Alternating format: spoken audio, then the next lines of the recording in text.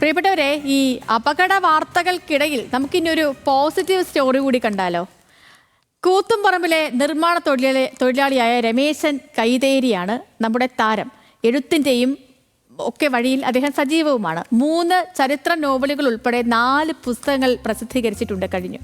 ജോലിക്കിടയിലെ ഇടവേളകളിൽ പുതിയൊരു പുസ്തകത്തിന്റെ പണിപ്പുരയിലുമാണ് രമേശൻ ഇപ്പോൾ. അപ്പോൾ നമുക്ക് രമേശന്റെ വിശേഷങ്ങൾ കാണാം. പഴശ്ശിരാജയുടെ കഥ പറയുന്ന പെരുമയാർന്നൊരു ദേശചരിതം. തച്ചോളി ഉദയനന്റെ പോരാട്ട കഥകളുമായി മറന്നുവെച്ച പൊൻചുരിക. കേരളത്തിലെ തന്നെ ഏക തീയ രാജവംശമായ മന്നനാർ രാജവംശത്തിന്റെ ചരിത്രമെഴുതിയ കഥയുറങ്ങുന്ന ഏരുവേശിപ്പുഴ. കൊട്ടിയൂർ പശ്ചാത്തലമാക്കിയുള്ള ബാവലി തീർത്ഥ സൗവർണികാമൃതം. ഈ 4 പുസ്തകങ്ങളും രമേശൻ എന്ന കൽപ്പണിക്കാരൻ്റെ സൃഷ്ടിയാണ്. ചെങ്കല്ലിനൊപ്പം അക്ഷരങ്ങളെയും പടുത്തുയർത്തുകയാണ് കൂത്തുപറമ്പ് കൈതേരിയിലെ അനുശ്രീ ഹൗസിൽ കുന്നുമ്മൽ രമേശൻ. എഴുത്തിനോടുള്ള അടങ്ങാത്ത അഭിനിവേശത്തിൻ്റെ ഫലമാണ് ഓരോ പുസ്തകവുമെന്ന് രമേശൻ കൈതേരി പറയുന്നു. നിർമ്മാണ മേഖലയിലെ ജോലിക്ക് ശേഷം കിട്ടുന്ന ഇടവേളകളാണ് എഴുത്തിനായി മാറ്റിവെക്കുന്നത്. ബാവലി തീർത്ഥം സൗവർണികാമൃതത്തിൻ്റെ തിരക്കഥ എഴുതി കഴിഞ്ഞ് അതൊന്ന് ക്ലിയർ ആക്കണം.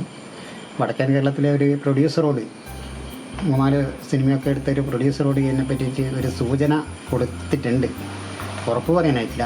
അദ്ദേഹം ഒരു മനസ്ഥിതി കാണിച്ച് നമ്മളെ വടക്കൻ കേരളത്തിൻ്റെ കൊട്ടിയൂരിൻ്റെ പശ്ചാത്തലത്തിലൊരു സിനിമ എടുക്കാമെന്ന് മനസ്സ് വെച്ചാലും അതൊരു വലിയ കാര്യമായിരിക്കും.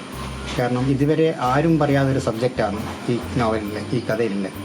4 വർഷം കൊണ്ട് 4 പുസ്തകങ്ങൾ രചിക്കാനായതിൻ്റെ സന്തോഷവും പങ്കുവയ്ക്കുന്നു ക്ഷീരകർഷകൻ കൂടിയായ രമേശൻ. സ്കൂളിൽ പഠിക്കുന്ന കാലത്ത് എഴുത്തിലും പുസ്തക വായനയിലും ഏറെ താല്പര്യമുണ്ടായിരുന്നുവെങ്കിലും പിന്നീട് ജീവിതമാർഗമായി നിർമ്മാണ മേഖല തിരഞ്ഞെടുക്കുകയായിരുന്നു. അപ്പോഴും എഴുത്തും വായനയും കൂടെ കൊണ്ടു നടന്നു.